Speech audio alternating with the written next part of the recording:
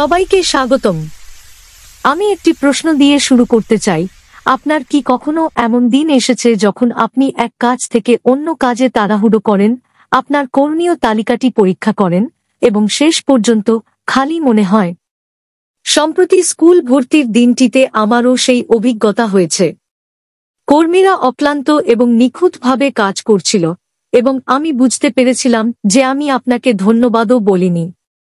এটি আমাকে থামিয়ে দিয়েছে। আমরা কি কখনো কৃতজ্ঞতা ভুলে যাই কারণ আমরা ধরে নিই যে এটি প্রত্যাশিত, নাকি মনে করি কেবল অর্থ প্রদানই যথেষ্ট? এই মুহূর্তটি আমাকে লুকের আজকের সুসমাচারের কথা মনে করিয়ে দিয়েছে, মার্থা এবং মেরির গল্প। যিশু তাদের বাড়িতে যান। মার্থা উত্তেজিত প্রস্তুতি নিয়ে ব্যস্ত, তবে মেরি চুপচাপ যিশুর পায়ের কাছে বসে শুনছেন। মার্থা অভিযোগ করলে যিশু বলেন, মার্থা, মার্থা, তুমি অনেক কিছু নিয়ে চিন্তিত এবং বিভ্রান্ত, একটি জিনিস প্রয়োজনীয়। মেরি আরও ভালো অংশটি বেছে নিয়েছে, যা তার কাছ থেকে কেড়ে নেওয়া হবে না। মেরি কিছুই করছে না, সে সবচেয়ে গুরুত্বপূর্ণ কাজ করছে, হট্টগোলের মধ্যে যিশুর উপস্থিতি।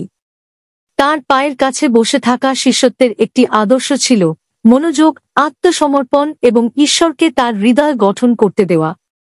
17 শতকের একজন কার্মেলি সন্ন্যাসী ভাই লরেন্সো একই রকম কিছু আবিষ্কার করেছিলেন।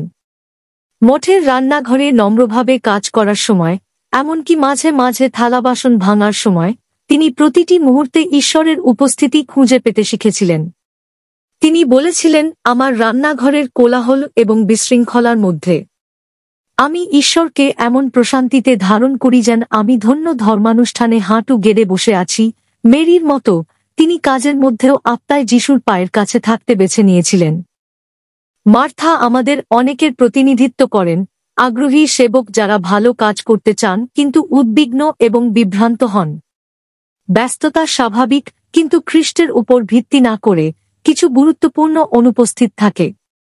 সেবা গুরুত্বপূর্ণ, কিন্তু ঈশ্বরের উপস্থিতিতে নিহিত থাকলে এটি তার গভীরতম অর্থ খুঁজে পায়। একজন রাজার একটি পুরানো গল্প আছে যিনি রাস্তায় একটি বিশাল পাথর রেখেছিলেন। ধনী ব্যবসায়ীরা অভিযোগ করেছিলেন এবং তার চারপাশে হেঁটেছিলেন, কিন্তু একজন দরিদ্র কৃষক পাথরটি সরিয়ে নিচে সোনার একটি থলি খুঁজে পেয়েছিলেন। আমাদের চ্যালেঞ্জ এবং ব্যস্ততা সম্পদ লুকিয়ে রাখতে পারে, করুণার সুযোগ, যদি সঠিক হৃদয় দিয়ে পূরণ করা হয়। যিশু বলেন, একটি জিনিস অপরিহার্য, তিনি সেবাকে প্রত্যাখ্যান করছেন না, তিনি আমাদের সকল কর্মকাণ্ড তাঁর উপস্থিতির ভিত্তির উপর গড়ে তোলার আহ্বান জানাচ্ছেন। মেরি সেই ভিত্তি বেছে নিয়েছিলেন, এবং মার্থার মতো আমরাও ঈশ্বরের উপর ভিত্তি করে তৈরি ভালোবাসা থেকে, নীরবতা থেকে সেবা করতে শিখতে পারি। একজন মালির কথা ভাবুন, ধৈর্য এবং নীরব লালন পালন ছাড়া গাছপালা বৃদ্ধি পায় না, যতই প্রচেষ্টা করা হোক না কেন। একইভাবে আমাদের আধ্যাত্মিক জীবনে বৃদ্ধির জন্য কর্ম এবং নীরব পুষ্টি উভয়েরই প্রয়োজন। তাহলে আজ আমরা কিভাবে এটি উপভোগ করতে পারি? প্রথমত, প্রতিটি মুহূর্তে যিশুর উপস্থিতি স্বীকার করুন। দ্বিতীয়ত, সাধারণ কাজগুলি, ইমেল, রান্না, শিক্ষাদান, ঈশ্বরের প্রতি ভালোবাসার কাজ হিসাবে অর্পণ করুন। তৃতীয়ত, নির্বেশ শোনার জন্য ইচ্ছাকৃত সময় তৈরি করুন।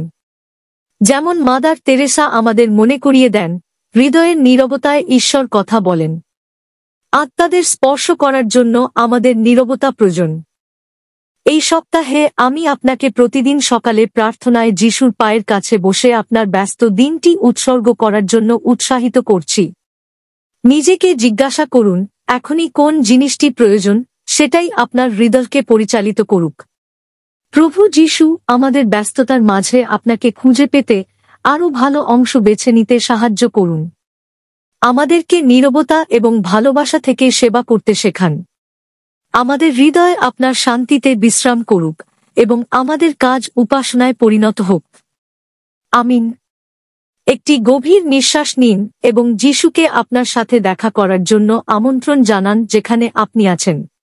Echoes of the word echoing Christ in every heart where silence speaks and every voice matter. Rooted in Carmelite contemplation and creative prophecy reflections, visuals and captions.